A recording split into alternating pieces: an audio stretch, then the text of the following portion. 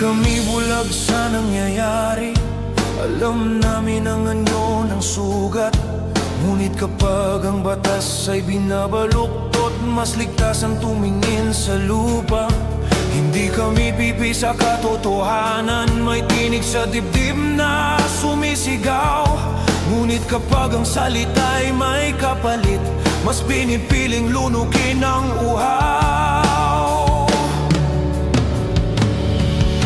Hindi dahil wala kaming alam,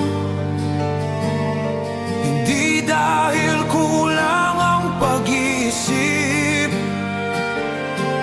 May takot na matagal nang naupo sa gitna ng bawat desisyon.